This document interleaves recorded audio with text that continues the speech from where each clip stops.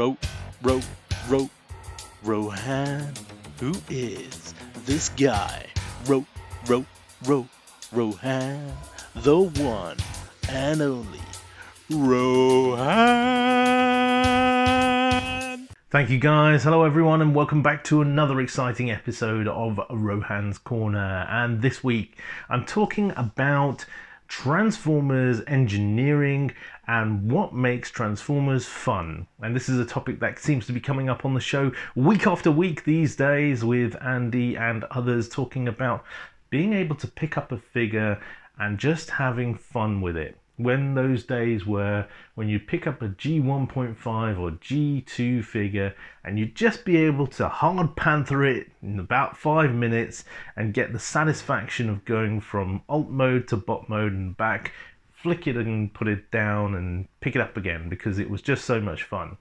And it got me thinking about Hasbro mainline Generations figures over the last sort of 10, 15, 20 years, and how in the past they never really seemed to have a lot of cartoon accuracy.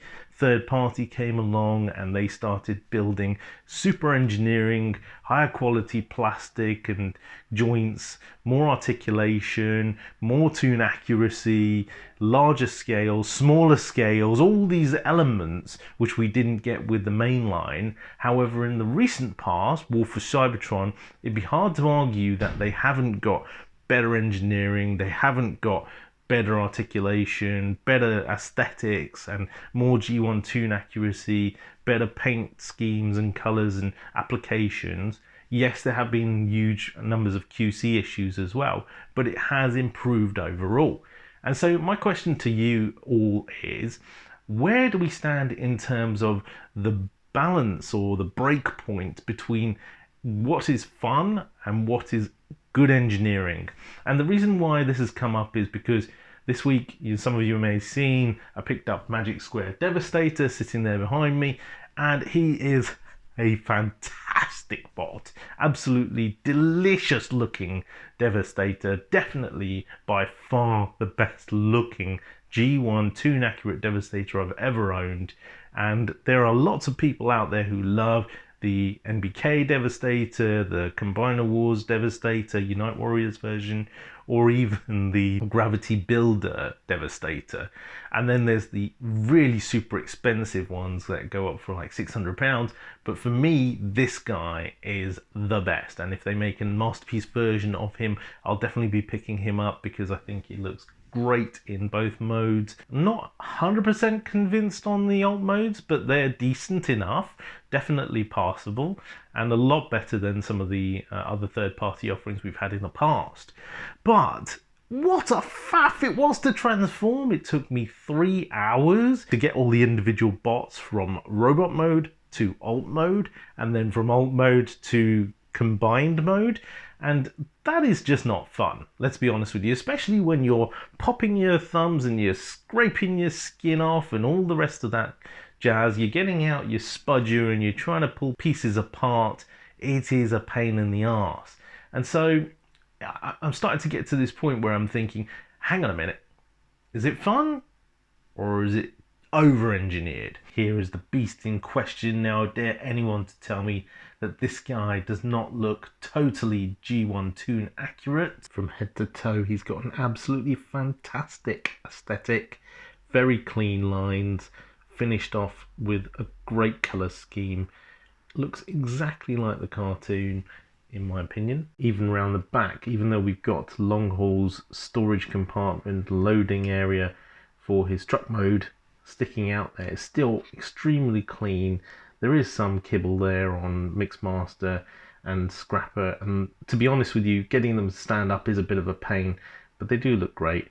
I have to say, the legs on Mixmaster are a total pain in the arse to get right, and getting Scrapper to stand up in Devi mode is obviously always a pain with it, whichever third-party Devastator I've played with. I used to have the oversized KO Gravity Builder figure, and that just would not stand up whatsoever. This guy is a lot better.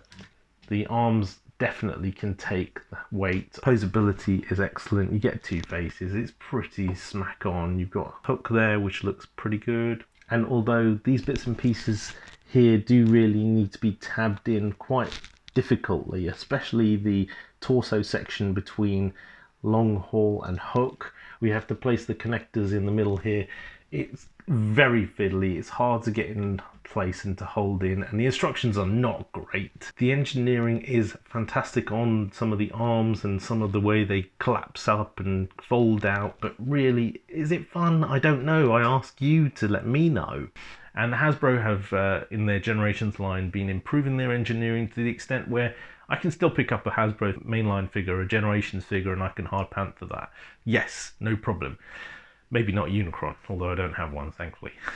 Sorry, Alexis. However, what about these third-party bots? Some of them are okay. You know, some of these smaller brands, the MechFans Toys of the world, and some of the Masterpiece ones that Paul and Alexis have talked about on the show, they seem to be relatively intuitive, straightforward, not too hard to deal with. And then on the flip side, you've got the really hard ones. It takes me back to the days of the alternators and Vinyl Tech and Masterpiece when it very first came out from Takara and PO1. Fiddling about with those things, trying to figure out how they went together. Sure, if you've done it a few times, you've got the muscle mass, that's great. But if you haven't, then... And if you don't use instructions, or the instructions are rubbish, and there are no videos out there on the internet for you to help with, it can be a nightmare. So there's my little mini rant over. I really like the little Legends figures. I think the amount of engineering they've put into such a small package is amazing. I still prefer the sort of simplicity of something like a MechFans Toys over the Magic Square engineering, because the amount of panels and flip outs and push rounds and put downs, it can be painful, although the Stunticons were done really well, so hey ho. And by the looks of what we've seen so far from the Legacy lineup, it looks like they're only getting better.